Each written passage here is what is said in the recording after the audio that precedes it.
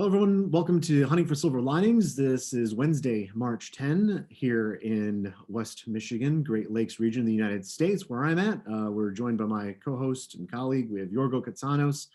He's down in Toledo, Ohio currently. A man on the road, been all over the country, doing some really exciting things. But also today, really excited to have Afsheen Afshar on as our guest. Thank you so much for joining us with Hunting for Silver Linings. Oh, thank you so much for having me. Looking forward to it.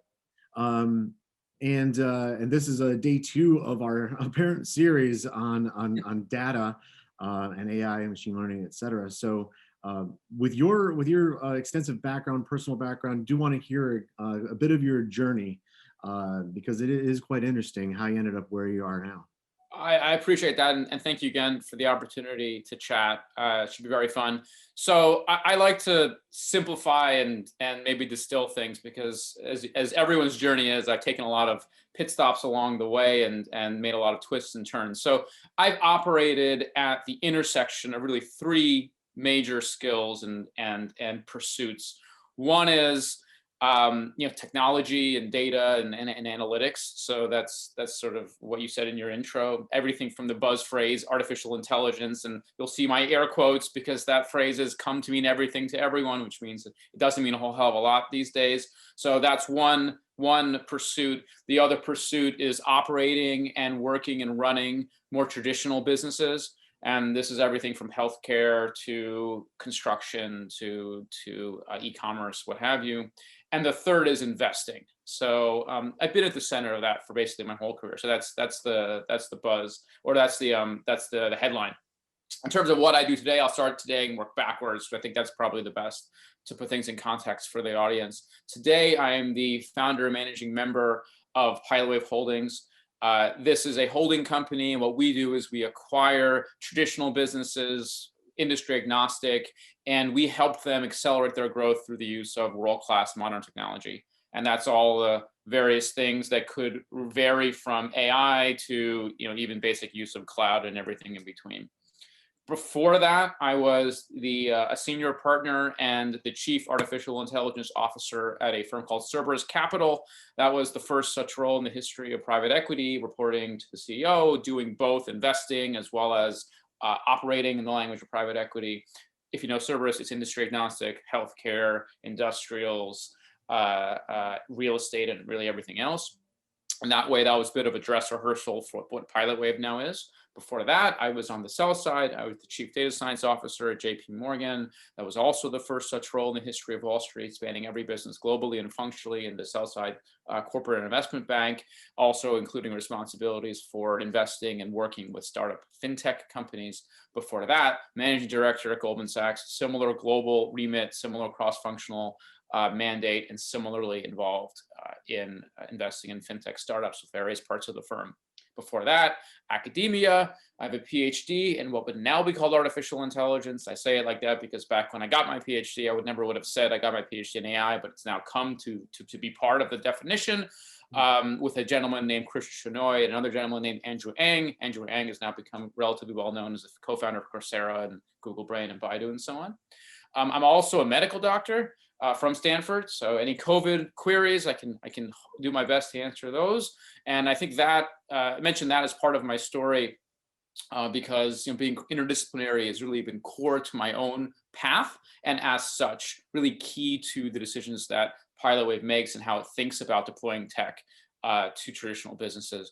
What I often say is that EQ is more important than IQ these days for technology, and that's a really deep part of what we do. So I will take a breath there. Sweet. Thank you for that. I really appreciate it. Before I let Yorgo at you, I do want to ask you, because as Startup Grind chapter directors across the planet, we have our flock of entrepreneurs, not always in hyper growth firms, right? And not everyone's gonna raise a bunch of capital, and they're like all the big shiny titles on TechCrunch don't necessarily apply to everyone's. But so here you are. You could have clearly just ignored small business and the little guy. Why what about you and your mindset and your love for the little business? Well, I mean, I wouldn't have phrased it that way as you have, but what I would say is that, I always talk about what the North Star of any business is. And the real North Star of what we do is to help provide an economic and really a societal counterweight to the increasing concentration of technological capability in ever fewer companies' hands.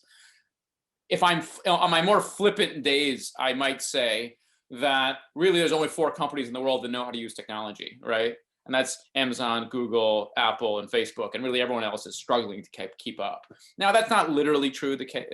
Obviously, but it's not obviously wrong. Let me put it that way. So, when you think about that and that amount of concentration, it led to, at least our diagnosis, to use a medical phrase, a pilot wave, it's led to an unnatural concentration in economic capability. Mm. And we don't see really a capitalistic force out there that is materially changing the game or really equilibrating that power differential. And that's what pilot wave is meant to be. Right. And there's a lot of detail there, but that's the bottom line. And when we saw that, we said, well, we've all worked at my partners and I all have worked at big companies, done a lot of these global roles with multiple letters, et cetera, in our titles. And what we wanted to do is we wanted to do something that enabled that balance, or helped at least be part of that rebalancing that we think needs to happen. Well, I appreciate you answering that and with that detail, because as ecosystem builders, we try so hard every single day to make sure that no matter the size of your business or how big your team is,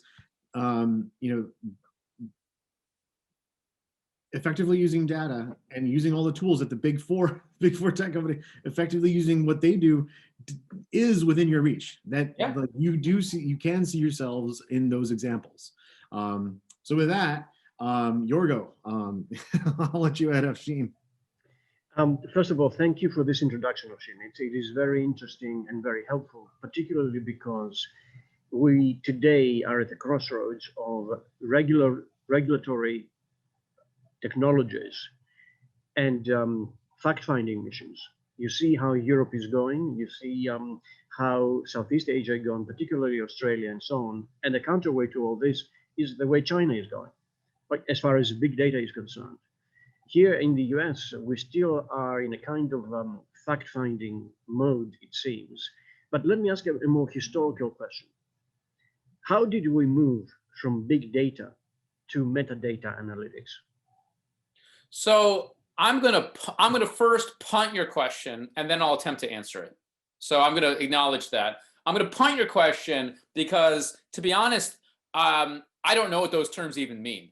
I've devoted my career to ostensibly turning data into value, and I couldn't tell you a definition of big data that even a plurality of people agree with, let alone a majority, let alone an overwhelming majority. So I almost don't even want to spend the calories to pen a precise definition. Instead, so that's my punt. My answer is, I think the essence of your question, not the text, but maybe the subtext of your question, is how do we turn this raw data exhaust, I've heard it called before, and I love that metaphor, into value. And most notably, I mean, most folks think in a capitalist society, value equals money. So how do we do that? And I think the answer is really to be hyper business outcome focused. And what do I mean by that? What I mean is to say sometimes a lot of folks do is they say, look at their various systems and they say, this is the data swamp that I possess. And that's a phrase not coined by me, it's used by a lot of folks. And what conceivably could I glean from all these data sets that I think I have? I submit to you and to your audience that is exactly the wrong way of approaching these problems. I would instead advocate for starting from specific business outcomes that you want to drive and to be, maybe so obvious as to be painful to your audience. Make more revenue, decrease my cost, decrease my risk on my balance sheet. blah, blah, blah. All those things are measurable, all those things are quantifiable, and importantly, all those things are mappable to decisions that humans are making in your company every day. Once you go from business outcomes that are reflective on an income statement back to decisions, then you can say, well, how can computers, how can algorithms, how can math, how can data conceivably influence and improve those decisions? And importantly, by doing it this way, you are already baking in how you're measuring success. So we're extremely religious. We are zealots. We are uncompromising on measuring success on everything that we do, tied to a particular action, so-called actionable insights. What does that mean? That means the computer is taking a stand. Do this, buy this, sell this, set this price, etc. Fire this person, whatever it is. And that action, the human can either take the action or not take the action. That's a binary thing. And if they take the action, you can measure the outcome by design. And if they don't take the action, your algorithm can get smarter. That's what I call engagement discipline around taking this incredibly powerful set of tools called metadata analysis, big data, artificial intelligence, machine learning, insert your buzz phrase here, and turning that into commercial outcomes that are valuable. And I would argue the differentiation between folks who have roles that sound like this and don't succeed, and folks who have roles that sound like this and do succeed, is their ability to attach what they're doing to measurable business outcomes. And I would advocate for what I just described as a discipline for getting there. Thank you. You did answer the question, and I think your punt is absolutely correct, in the sense that we have to, hold on 1 second, please. Sure. Let me say, keeping that on right here. Thank you. I am in the Toledo City Library, and the librarian told me that I have to wear the mask. Apologies for this. Oh, no problem. No problem. So to go back to the discussion here on data, forget the big, it's data. So essentially, because of the needs of business, we have moved from the collection of data processes to looking at associations in between and within data. And this metadata analysis, it's creating its own universe. Where does ethics come in this process? I love it. I love it. Such an important question, and I think linked to your first part of the series, obviously, such an important question. So I'm going to answer that first as a non-technical person, and then as a technical person. As a non-technical person, where that gets inserted is how you do a couple of things. What problems you point the computer at, your selection of problems. So I want to spend my time doing X and not Y, or workflow A or not B. That will inherently put a ethical and value lens. So that's one. The second is how you interpret the results. So part of my roles have always been at Goldman and at JP Morgan and ever since have been managing the data science teams that are responsible for human capital management and people analytics, that's now being called. And we always thought very deeply around the ethical implications of not only the questions we were asking, but also how we action them into policy changes. And said maybe a little bit more flippantly and colloquially, the imposition of ethics is where humans are getting involved, right? Computers, by design, are not ethical creatures. Humans are ethical creatures. And this fundamentally points to a place where computers need humans to be better than them on their own. So that's the non-technical answer. The technical answer is very clear. You put that in the optimization function of your reinforcement learning algorithm, in your mathematical optimizer, in the cost function, depending upon your model. And not to get too deep technically on this conversation, but there are since the optimization functions that any algorithm takes is by definition arbitrary, you can put any function there you want, you can insert trade-offs that reflect your ethical values. Now there's some, I wouldn't say danger, but there's some brittleness to doing that, to relying solely on that. because, how do you quantify the need for diversity, and what is the goal? And is it complete equality? Is it equality within some epsilon error bars? And then if it's the latter, how big are those error bars? And it gets murky rather fast, but you can absolutely put it there, and then you still need to have the humans review that and impose what they think reasonable is. So I think it's a wonderful question. It is a critically important question, especially as these technologies and methods and data become further democratized, and you have folks, more and more and more using it. And I think it's one that requires us to continually ask ourselves, are we putting the right controls, human and algorithmic, in place? Well, and as in this last year, this pandemic planet that we're in, objectives, targets, goals, they're completely different in a lot of cases than they were pre-pandemic planet. And the agility with which organizations have been able to respond, we're seeing that all over the map. Do you have any examples, without lighting anybody specifically on fire and naming names, where you've been able to help people better align their organizations with new outcome goals or whatnot using these tools with ethical? Yeah. I mean, these are all proprietary, so I can't really sort of completely delineate everything or reveal everything in a public setting. What I would say is, the way you think about it, so I would go back to my engagement discipline and say, well, how do we always anchor everything to business outcomes? And in my time at Goldman, JP, or Cerberus, or now, what I would often start with is speaking to business decision makers, and that's very frankly that's typically an unusual thing to start with, because often folks with a chief X data role start with technology and then work backwards, as I was describing earlier. And I would say, tell me about your business. How do I build empathy? Forget about the fact that I have data or AI in my title. Just what keeps you up at night? What are your business priorities?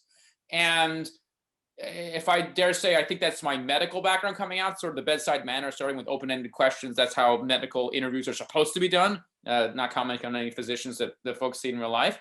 But that's a great way to develop that rapport, empathy, and quickly zero in on what is the most impactful problem to tackle first, while simultaneously guiding that business person to questions that are actually answerable. One of the challenges with how big companies, or companies at least that I've been exposed to, tend to work is the business people, again in quotes, make decisions amongst themselves about what they want to use technology for, and then they throw those requirements over the wall. That's actually the phrase that's used. They throw them over the wall to technology company, the technology organization, or outside companies, and then they are confused why what comes back is something they didn't actually want. I always thought that was a broken interaction model, and instead, the key was to become viewed as being us and not being them by business owners, and my own career trajectory sort of direct reflective of that. So that's the algorithm of how we went about doing it. So one specific that is publicly known, I'll use the people analytics one, is, in one of my roles managing the people analytics organization, we noted, along with the heads of the various businesses, that the current methodology of selecting candidates seemed to be colored and biased by the manager's own backgrounds. And the example would be, hey, I'm a lacrosse player from Dartmouth, not picking on lacrosse or Dartmouth or lacrosse players from Dartmouth, but if I'm a lacrosse player from Dartmouth, maybe I'm only going to look at lacrosse players from Dartmouth because I'm a great trader and therefore they're going to be great traders. For instance, I'm completely making it up. It's not based on anything numerical, just as an example. That by its very nature can potentially limit the candidate pool. So instead we took a step back and we said, well, what do we actually care about? What we actually care about are these skill sets to be a good trader. They are multitasking, they are concentration, they are perseverance through adversity, in the sense of if I lose some money, but I'm using the right strategy, I want to keep on doing it, etc. So how do we then develop a mechanism that extracts that to add to how we evaluate candidates?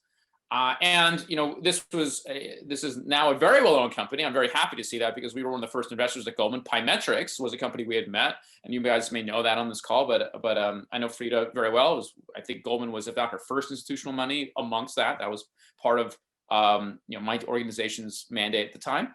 And we said, hey, Pymetrics can add something really interesting to the equation, because they view it through a neuropsychological lens as opposed to through a resume lens.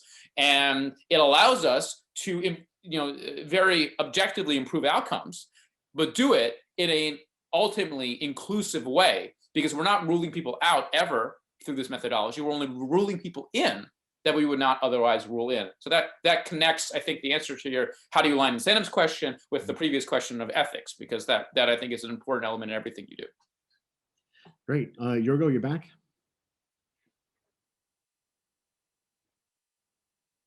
Yes, and of course, we are now touching a whole range of issues in terms of biases, in terms of debiasing, in terms of what Daniel Kahneman says in Thinking Fast and Slow, that we have a reptilian brain that is slow moving and carries millions of evolutionary history with it.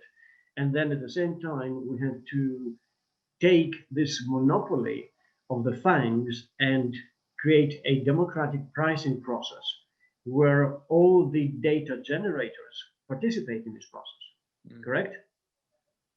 I think we didn't actually touch on that aspect of it in terms of how do you compensate either through capital or through other mechanisms data generators, but I do wholeheartedly agree with that conclusion. I think ultimately, and frankly, it's not just me. I think a lot of folks these days who are thinking about this problem. There's a docudrama on Netflix called The Social Dilemma that talks about the challenges here around data monetization without compensation of data creators, et cetera.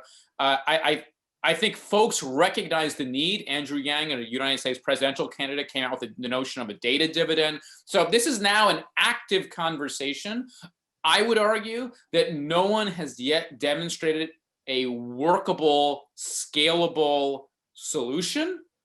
We at PiloWave are very, very supportive of all the efforts being made, and obviously we want to contribute positively. But I think we as a society need to figure out, and as a capitalist economy, need to figure out how do we want to include the data creators in the economy of data. As it stands today, I think this is relatively well known that the major data aggregators, be them Google or some advertising agency, are collecting data and selling it at many, many multiples of how much they charge to make it or to acquire it. Now, there are some folks who say that we're getting free services for that. I would argue that's not really an argument that I find compelling, but it's certainly one that merits conversation. And I think you're absolutely right to raise it. And we need to have an active discussion and an active set of investments around trying to provide that counterbalancing force that I was talking about earlier. The reason I mentioned this issue of making the data generators participate in this process is because I think the ethical issue of AI and or any data interpretation, deep insight generation, or whatever in this domain can only be addressed in a forum where all stakeholders can participate. In other words, we cannot leave it only to the regulators, because the regulators have their own agency issues and conflicts of interest. We cannot leave it to the data agencies or digital agencies, whatever you want to call them, because they have conflicts of interest. And of course, this debate about the free internet is bogus and obfuscating. The real issue, it seems, is that we're now coming to a generational change, and this generational change, as you very rightly have pointed out in a number of discussions, involves new education.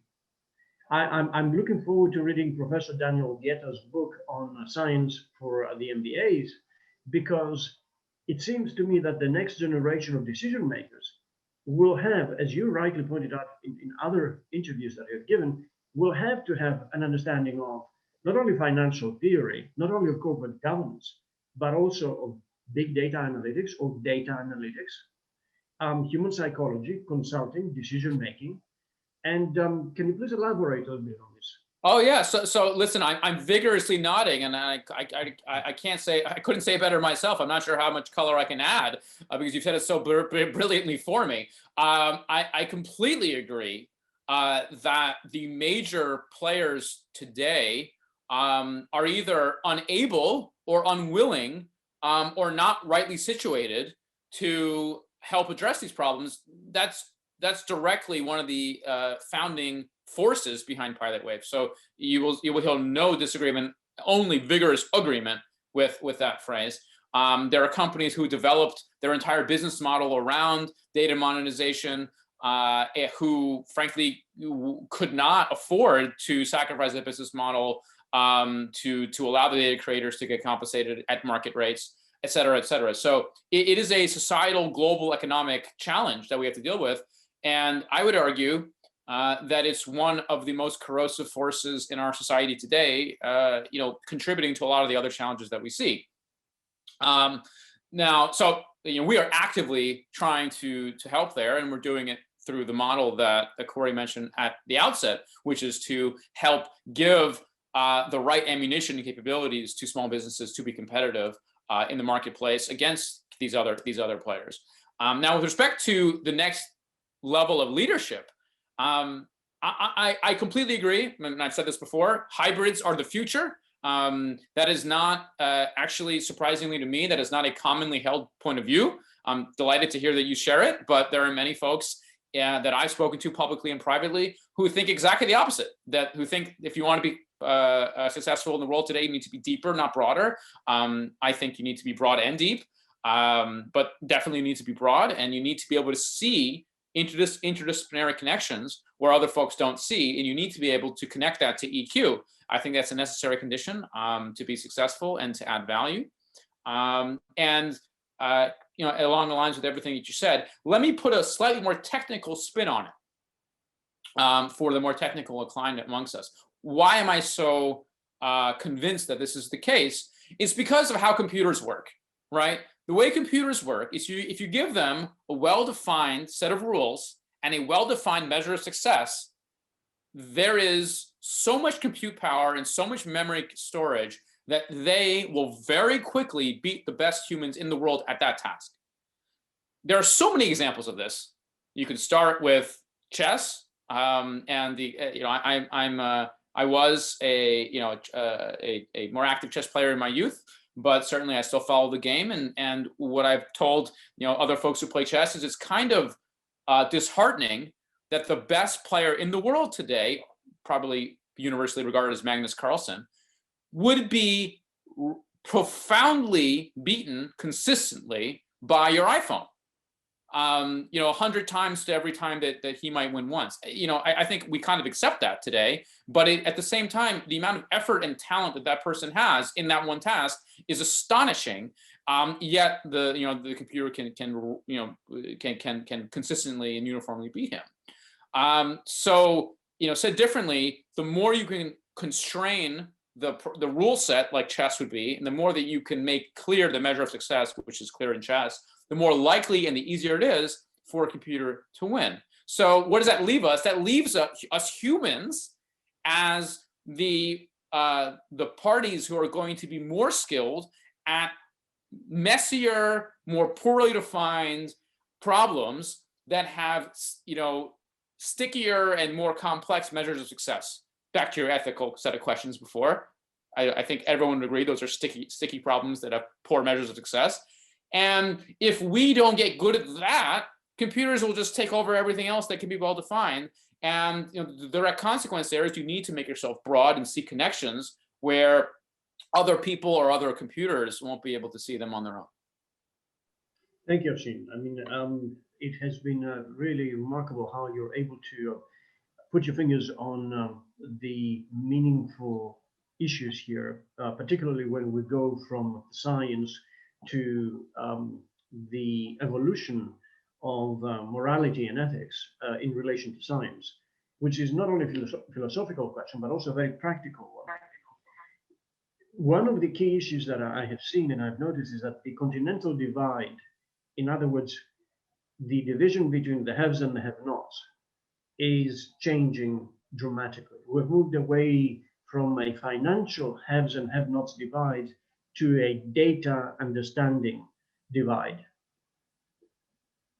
Have you got any thoughts as to how we can address this? Yeah.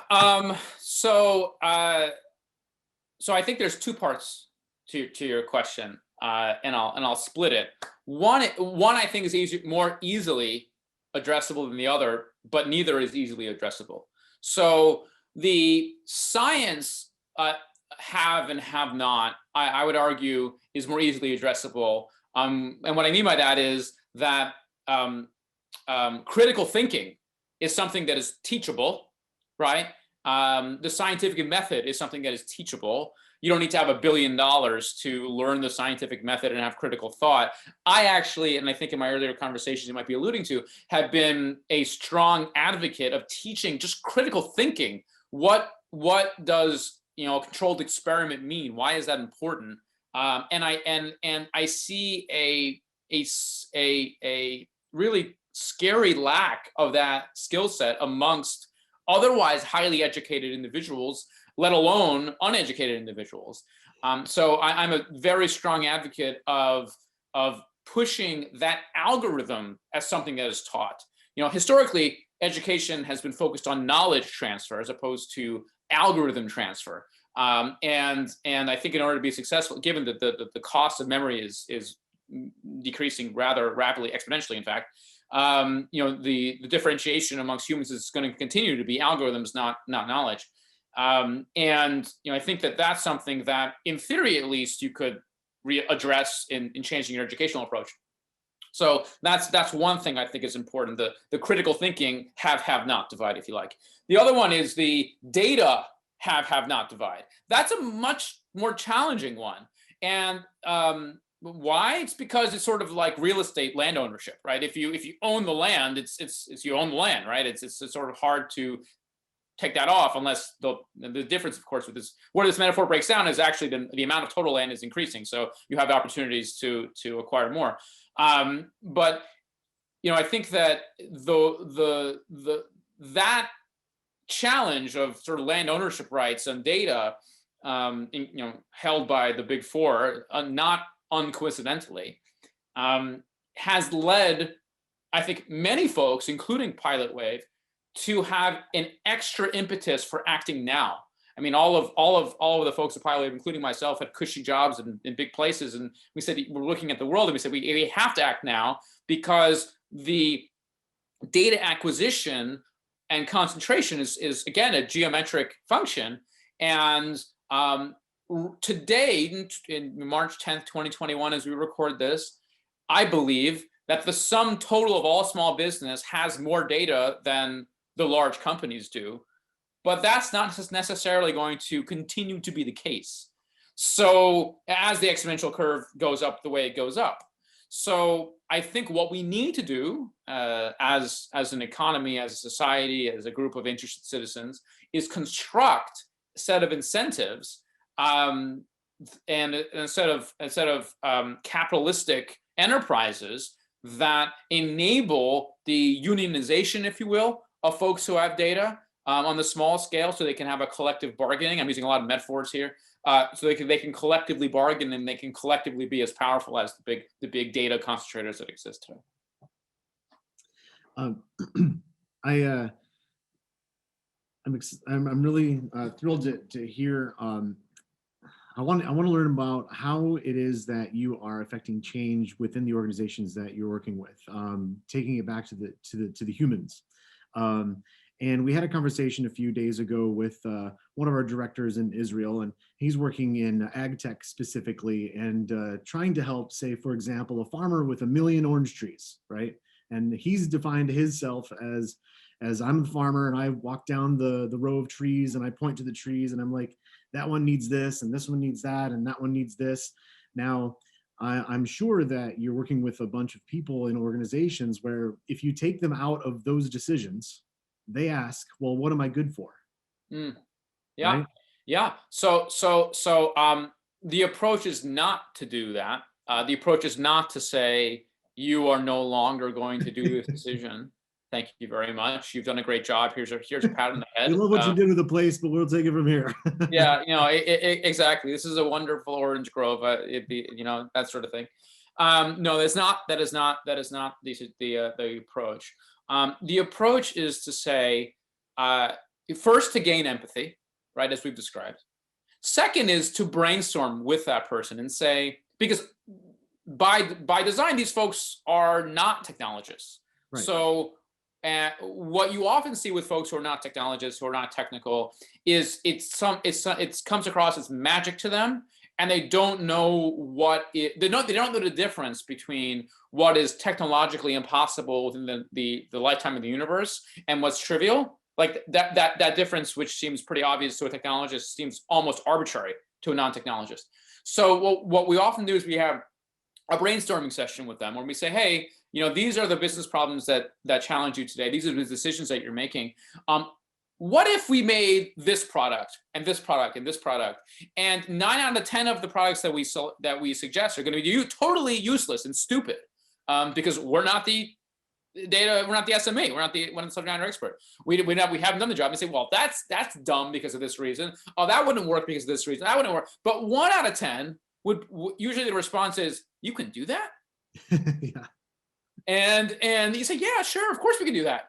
And then that gets the mind going. And then you go down the path of, well, how do you measure success? Where does it enter your workflow? That's a very important aspect of it, because again, what a lot of technologists do is they get enamored.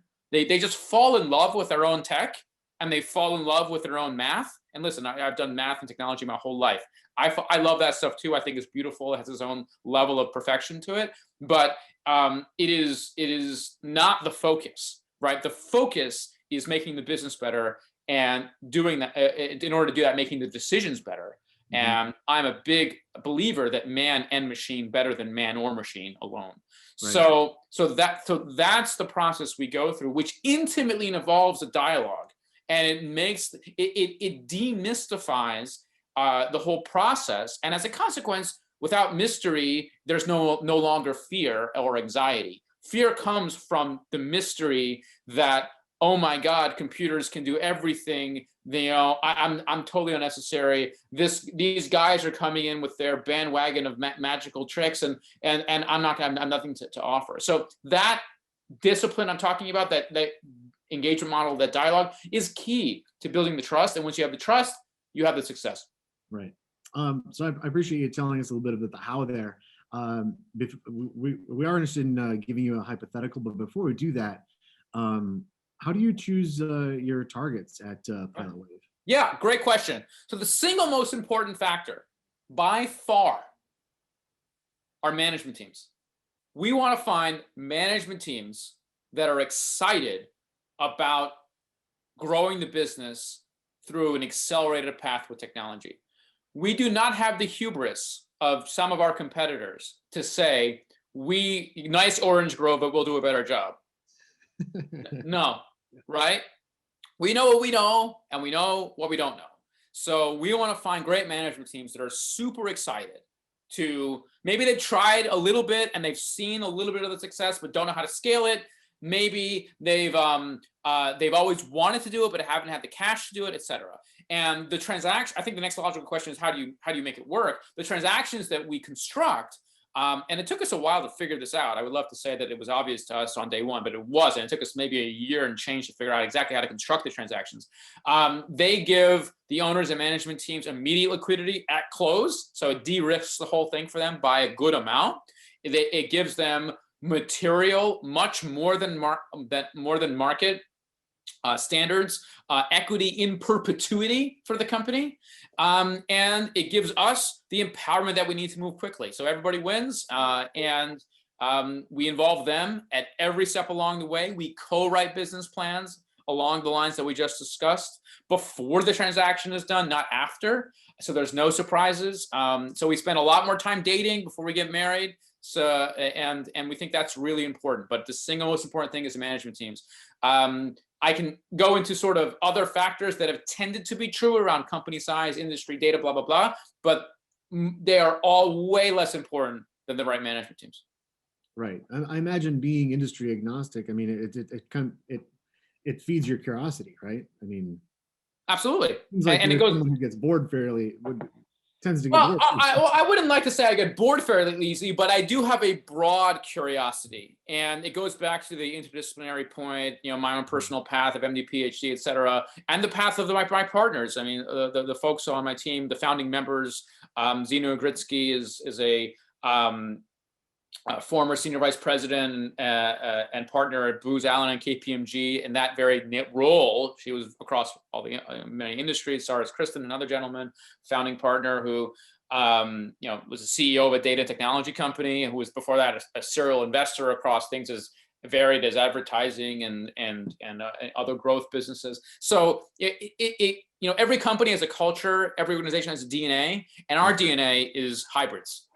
Well, and that's important to make sure that you're asking the right questions, right? Yeah. Now I think Yorgo has we have a hypothetical for you, and then we're up to the last few minutes here, and then oh wow, pop quiz. I didn't study for it, so hopefully I'll do all right.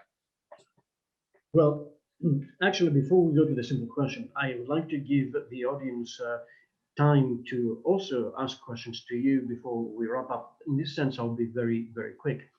One of the observations that I have is that, and perhaps this is valuable for our ecosystem within Startup Grind, you bet on the jockey, not on the horse. And in this sense, let's assume that we have 3 restaurants. Corey and I, we own somewhere in South Florida, 3 beautiful restaurants. One is a luxurious one, the second is a beautiful bistro type, and the third is on the beach, a shack. As you can imagine, the shack is the most profitable, right? Because you simply fry the food and you give it over with drinks, priced at 100%, if not more. Your skill input there is minimal. Your risk management is rudimentary. But as you go up the scale, you have to have higher skills, higher risk management, and more successful outcomes, which are predicated on the weather, your storage, your whole 9 yards. You've done that. You know what I'm talking about. How can you actually help such a mom and pop restaurant, which is very successful, is generating $2.5–3 million a year of revenue, and they've been doing it for 25 years?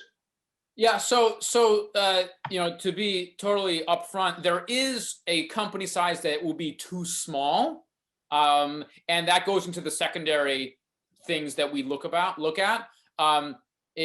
So it wouldn't, if you, for instance, let's go to an extreme scenario. Let's say you're only making 100,000 of revenue a year and your profit was 50K.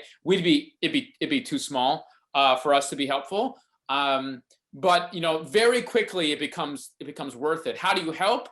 You help by giving them access to technologies that they would otherwise never have had.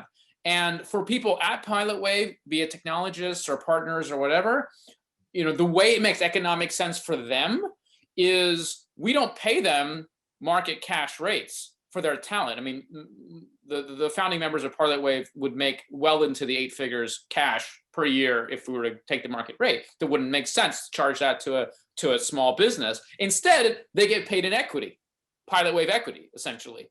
And that equity corresponds to the equity of the underlying business. That's why we're structured as one of the many reasons we're structured as an acquisition model, because as the company grows, that equity goes to the Pilot Wave partnership. So that's why it makes economic sense for all the parties involved. But in terms of the mechanics of how we help, listen, there's so many commodity-based technologies today that exist that if you're a technologist, you know how to string together, and that's how we bring it to companies that are very low in size, making a few million a year, as you described.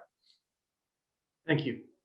I am looking forward actually to our next conversation, because I'm sure there's going to be 6 months, a year down the road, another conversation, and I want to thank you for taking the time to be with us today. Thank you. I think Cal had a question or two. Yeah, how do you model ethical outcomes? Hey, As did you wait till the end and then be like, oh, that didn't work? Yeah. Yeah. So that goes to the cost function optimization functions that I was talking about before, right? It is I'm listen. There's a lot of smart people thinking about this, just like your guest yesterday and future guests. I'm sure you'll have. I don't own the monopoly on modeling ethical outcomes, so I would never be so presumptuous to say that this is the way you do it. Full stop. I think it depends on the reason that humans continue to need to be involved, and I would argue will continue for the foreseeable future to be involved, is that there is not a straightforward way of doing so. It is a situation-specific mechanism, and you have to make sure that even beyond saying, here's the math equation I'm going to write down to have this amount of equality, for instance, even once you do that, you still say, well, does it look right? So there's going to be human overlay even in that situation. Oh, sure. Your second question, has bias replaced critical thinking to any degree? Well, as a logician, I would only say yes to that question if I thought critical thinking ever existed in the first place. So it would have to exist in a widespread way for something to have replaced it. I would argue that critical thinking is amongst the most challenging skills for a human being to possess. And not to become wax too philosophical in the last few minutes, but it's because everyone when you're born by definition is not a critical thinker, because you're told by your parents, don't touch that, it's hot, don't go there, it's bad, don't eat that, it'll make you sick. And you don't say, well, why?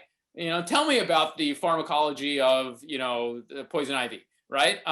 You don't do that. You say, okay, mom, you're right. Okay, dad, you're right. So by definition, you're starting out as not a critical thinker. And by consequence, it's a skill you must learn. And, what I've certainly observed in my personal and professional life is that some folks can be critical. It's not like an individual is actually a critical thinker across all possible domains. I've seen many people who are critical thinkers only in certain domains and not critical thinkers at all in other domains. So it's not even in a given individual something that is equally applied across all domains. So it's a very, very challenging thing to be.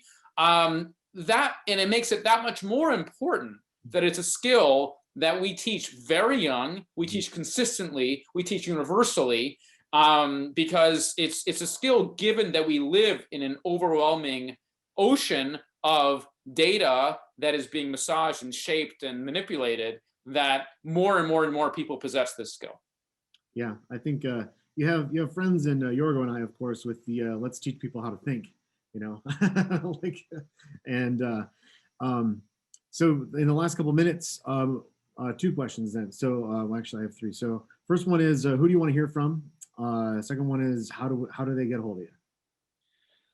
I'll answer the second one first. Afsheen Afshar, the benefits of that being a unique name is I'm a really easy person to find. If you Google Afsheen Afshar, the first 50 fits are all me, for better or worse. You will find all things about me. So you can reach me through my website, or through the website of Pilot Wave, rather, through LinkedIn. I'd like to think I'm a very responsive person. My teammates can tell me how true or false that is, so you can reach me that way. As far as who do I want to hear from? Anyone in the deal business, it would be a fool to say no to more deals and more capital. So anyone interested who has deal flow, be it their own company, be interested in hearing, now that you guys know what the sorts of things we think about. Capital, same deal. I mean, we're well capitalized at the moment, but that doesn't mean we can't use more. And smart capital is always helpful. So those are the two main things that we'd be interested in. And we're happy to take all sorts of roles. And I know this is a startup entrepreneurship audience, primarily, and happy to, I advise in my personal life, I advise as Pilot Wave as well. And we're happy to take that relationship if that makes sense too. Cool. And then my last one is the same question I ask everyone is, as we have this collection of chapter directors across the planet, about 700 of us across 125 countries, what can we do for you or Pilot Wave or both? I think it's the same answer to the question I just gave. I mean, I think deals, capital, partnerships. I think we're very happy to be plugged into the community. So thank you again for the invitation. And strengthening those bonds with your community would be very much welcome, and we look forward to being helpful and accretive in any way we can. Well, I'm really grateful for the generosity of your time. Yorgo, any last thoughts as we're at the hour? Well, I was going to say, what is your exit strategy? And that way we would complete the circle. So the exit strategy, sorry to keep on doing this with several questions. I'm going to split that into 2 questions because you is undefined.